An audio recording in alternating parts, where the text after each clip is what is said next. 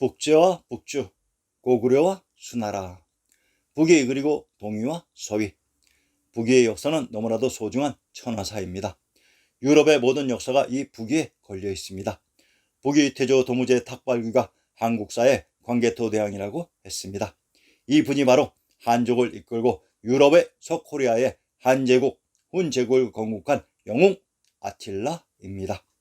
이 분이 유럽의 한 제국을 건국한 이유는 서코리아인 그리스 로마와 유럽으로의 대규모 이동으로 자리 잡기 시작한 흉노인 켈트와의 무력 갈등으로 분란이 일었던 유럽에 모든 유럽인들은 다 같은 동포, 즉 한배에서 태어난 형제이니 분란과 다툼, 무력과 살생이 아닌 평화의 공존을 위해 그 유럽을 대표할 수 있는 권한을 가진 중원의 황제 탁발교 광개토대왕이 천하의 중심 천조인 비단금자의 금성의 인가를 받고 친히 유럽으로 건너가 그 중심 역할을 했던 것입니다. 한 제국의 수도가 현 이스탄불이라고 했습니다. 그 중심이 아야소피아 대성당입니다. 이스탄불이란 이스는 이슬라마바드, 튀니스, 이스파한, 이스라엘 등과 같이 외양, 밖의 의미이며 단은 중앙아시아 6개국의 스탄과 같이 땅이라는 의미이고 불은 밝은 박의 의미로 천하의 중심 중원의 천조의 밖에 있었던 불땅, 박땅이라는 순수한 우리말입니다.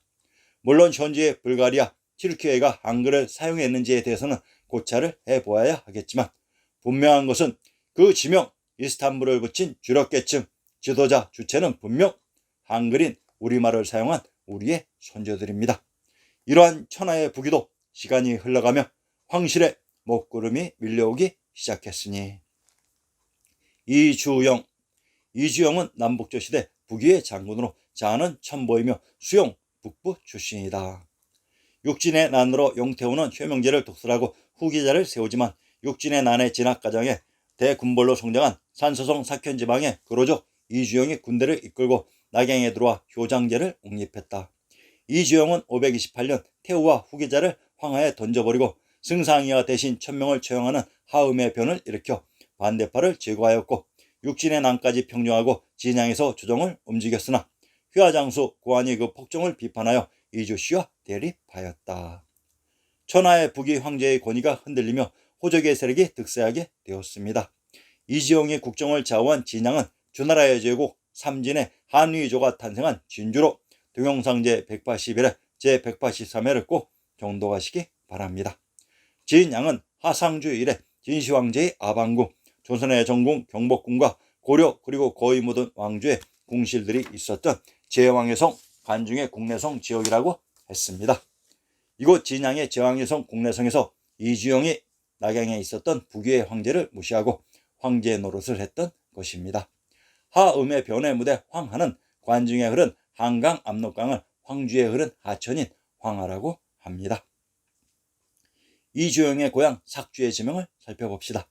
강원도 춘천의 군명을 삭주, 광해, 안양, 수춘, 봉산, 우수, 수학, 오군내, 춘주라고 합니다. 춘천의 군명 광해는 광해군이 황제가 되기 이전 받은 봉지이며 안양은 한양장안이 시작된 안주의 풍읍과 동일한 지명입니다. 고환, 이주영의 세력에는 휘하의 고환, 우문태, 후경 등이 있다. 그러나 이주영은 이후 530년 궁중 암투로 인해 효장제에게 암살당하였고 조카 이주조가 복수를 내서 군을 일으켜 효장제를 살해하고 장광왕 원업을 옹립한다. 그러나 반계로 가치가 없었던 원업은 531년 이주 세령에 의해 폐위되었고 절민제 원공을 옹립하였다. 이에 반발한 하북 각지의 명족들이 이주씨에 대한 반항운동을 시작했고 과거 휘하 장수였던 고환과 연계하여 월랑을 추대하며 연합정권을 수립하였다. 532년 연합군은 업을 점령하였고 이주조는 터벌군을 보냈으나 안능산 전투에서 대패하였다. 낙양마저 연합군에게 함락당하였고 이주씨는 소멸되었다. 낙양에 입성한 고환은 이주씨가 세웠던 절민제와 과거 옹립하였던 월량을 함께 폐위시키고 새로 효무제를 옹립시켰다. 자, 황제국 북위의 패권이 이주영의 이주씨에서 고환으로 이동했습니다.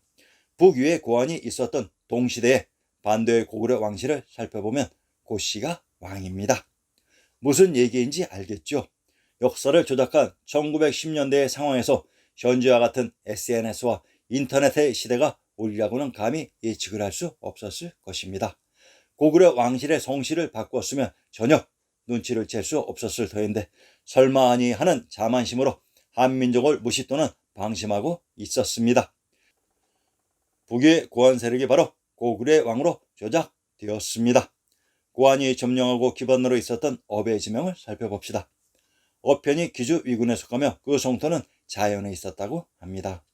이곳이 바로 삼국지의 영웅 조조가 위왕으로 있었던 곳으로 자형과 자전은 동일한 제명을 다르게 표시하는 방식입니다. 평안도 자선의 군명을 문성태한 자주라고 합니다. 황해도 문화의 군명을 문성유주 시령 골구라고 합니다. 한경도 문천의 군명을 매성문주 이균이라고 합니다. 평안도 자선의 군명이 자주로 상기의 평안도 자산, 황해도 문화, 함경도 문천은 문성과 문주의 지명이 일치되는 곳으로 문주는 조금 더 광역적인 표현으로 문주에 있었던 성이 문성이 됩니다. 이곳이 신시계천의 무대 금강산의 천하의 중심 천주가 있었던 곳으로 이곳은 무력을 사용하지 않고 초능의 법이 시행되었던 천축입니다.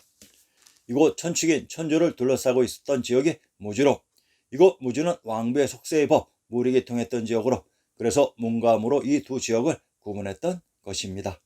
고한이 자리 잡은 업이 바로 요동입니다. 우문태. 우문태는 북위 서유의 정치가 북주의 기초를 닦은 인물로 559년에 묘호는 태조, 휴호는 문제로 추정되었다. 우문태는 선비적으로 출신지는 무천진이다. 우문태는 육진의 난에 참가하였다가 하바락에게 귀순하여 두각을 나타내었다. 하바락의 사후, 하바락이 가지고 있던 기반 관중지방에서 세력을 과시했다. 북위의 신하 우문태가 서위의 승상이 되며 서위 황제를 피하고 자신이 북주의 황제가 됩니다. 그리고 이 북주가 수나라로 이어집니다. 이러한 맥락을 정확히 알아야 역사가 어떻게 한국사와 중국사로 분리 조작되었는지 정확히 구분할 수 있는 것입니다. 우문태의 고향 북위의 군사기지 무천진은 고려 왕건의 상계가 활동한 그 무천진으로 그의 활동 무대 제왕의 성이 있었던 관중지방입니다. 우문태는 한양 장안의 중심인 제왕의 성이 있었던 한성 국내성의 관중지방에 자리 잡았고 고환은 업인 금강산의 천하의 중심 천조인 비단금자의 금성에 자리 잡았습니다. 동위와 서위. 고환은 낙양에서 마음대로 북위 조정을 주물렀다. 쇼무제는 고환의 모욕을 참지 못하고 낙양에서 탈출하여 장안으로 도망가서 우문태에게 몸을 의탁하였다. 이에 고환은 황조 원성균을 추대하게 되면서 화북 지역에는 효무제를 받아들인 우문태 세력과 효종제 원성균을 옹립한 고한 세력으로 동서로 대치하게 되었다. 그 결과 북위는 고한 휘하의 동위와 우문태 휘하의 서위로 분열하게 되었다. 고한은 수도를 동쪽의 업으로 옮겼고 옛 북위의 수도였던 낙양은 양 국가의 최전선지대로 바뀌며 잿더미가 되었다. 이는 북위의 몰락을 단적으로 말해준다. 동위와 서위는 여전히 원씨들이 황제였으나 둘 다 고한과 우문태의 꼭시각시 내지 호사비 황제들이었다. 북위 태조 도무제 탁발귀가 도읍한 성락이 제왕의 성 국내성이라고 이미 입증했습니다. 동영상 제94다의 5회를 참조 바랍니다. 이후 효문제 493년 북위는 국내성에서 화산 너머의 낙양으로 전도하며 효무제가 그곳 낙양에서 우문태의 장안으로 피신해서 서위가 되고 이후 고한은 그곳 낙양에서 금강산의 업으로 천도했고 고한은 효정제를 옹립해서 동위가 되었던 것입니다. 북위 태조 도무제 탁발규 선조들의 기반 지역은 대지역인 평양입니다. 탁발규인 광개토대왕인 천주가 있었던 위나라 지역을 기반으로 전진이 있었던 한양장안의 중심 관중지역을 장악하면서 화북을 통일, 광개토대왕이 도읍한 국내성이 도무제 탁발규의 수도 성락입니다. 북위 효문제 493년 북위는 한양장안의 중심 관중인 국내성에서 낙양으로 전도, 이후 낙양의 북위가 동위와 서위로 분리, 동위가 있었던 곳은 고한이 전도한 금강산의 업이며 이곳이 요동입니다. 서위가 있었던 곳은 우문태가 있었던 한양장안의 중심 관중입니다. 용과 호랑이. 북위의 군사기지 육진을 기반으로 했던 맹장 고한과 우문태가 동위와 서위의 정권을 잡았으니 실로 용과 호랑이의 기세로 이들이 천하의 패권을 두고 부딪혔던 것입니다. 천하의 패권을 두고 국정을 전행한 이들이 과연 동위 서위의 황제의 자리를 가만 두었을까요? 북제와 북주. 북제와 고구려. 북제는 중국 남북조 시대의 선비족 고씨에 의해 건국한 왕조이다. 국호는 제이지만 남조의 남조와 구별하기 위해 북제라고 불리었다. 547년 고한이 죽자 그의 아들 고증이 지위를 계승하였다. 후경의 모반을 꺾어버린 고징이었으나 주백에 의한 포악한 행동으로 550년 양나라로부터 투항한 난경에 의해 살해되었다. 고징의 동생 고양이 뒤를 계승하여 난을 수습하고 그 여세를 몰아 효종대로부터 죄의를 선양받아 제나라를 건국했다.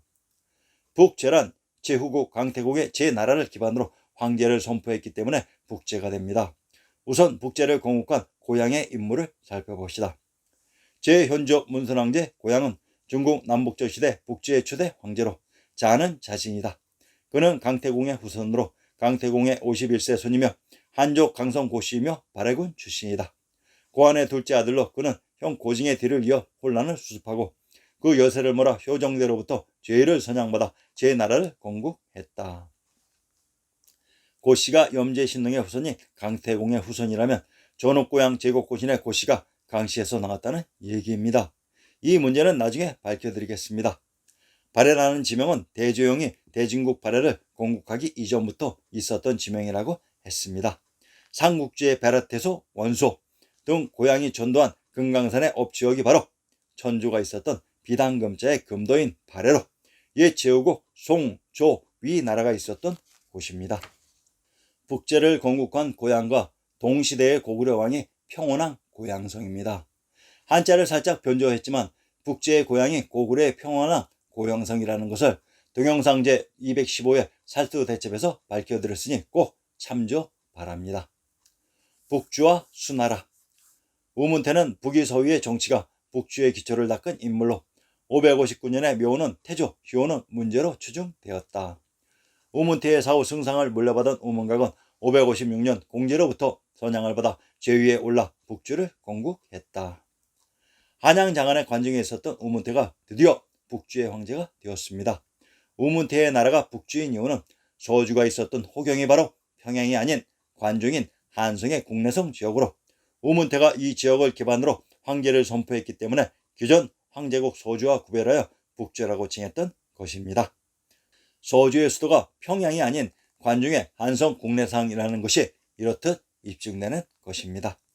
동이 소유를 무너뜨리고 천하를 양분한 북주와 북주는 577년 대권이 결판나게 됩니다. 북주가 북제를 멸하고 북제를 신하로 받아들여 신하의 자기를 수여하게 됩니다. 이때 수국공 양견은 북주의 외척으로 한양 장안의 중심 관중에 있었던 북주의 실권을 장악하면서 북주의 황제가 581년 수국공 양견에게 황위를 선양하고 수나라가 한양 장안의 중심 관중에서 황제로 등극하게 됩니다. 이 수나라 황제가 등극하는 581년 공교롭게도 고구려는 수나라로부터 요동 궁공의 자기를 받게 됩니다. 그런데 북제가 있었던 업의 땅이 바로 고구려의 요동이었던 것입니다. 550년 금강산의 업을 기반으로 했던 고한의 동의가 동의 황제를 피하고 북제 건국, 이들이 한국 역사의 고구려입니다. 556년 한양 장안의 중심 관중에서 우문태의 서희가 서희 황제를 피하고 북주 건국. 577년 관중의 북주가 금강산의 북제를 면하면서 천하를 통일했습니다. 즉 요동의 북제인 고구려가 멸망합니다. 북주의 수국공이었던 양견이 북주 황제의 장인으로 581년 북주로부터 황위를 선양받으며 수나라가 관중에서 황제국이 됩니다. 그리고 이때 새로이 황제가 된 수나라에게 북주에게 망한 북제의 세력들이 다시 요동 궁궁에 자기를 받게 됩니다. 그런데 586년 북주에게 패했던 북제의 세력이 요동인 업에서 지금 거리의 평양으로 전도해서 황제국 수나라에게 대항했던 것입니다. 자, 이것이 관중의 수나라가 평양에 고구려를 침공하는 서막이었던 것입니다. 중국사 25사의 역사가 어떻게 반도사의 고구려로 조작되었는지 보셨습니까? 요동인 업의 동의가 북제가 되고 평양의 고구려가 됩니다. 관중의 서위가 관중의 북주가 되고 관중의 수나라가 되는 것입니다.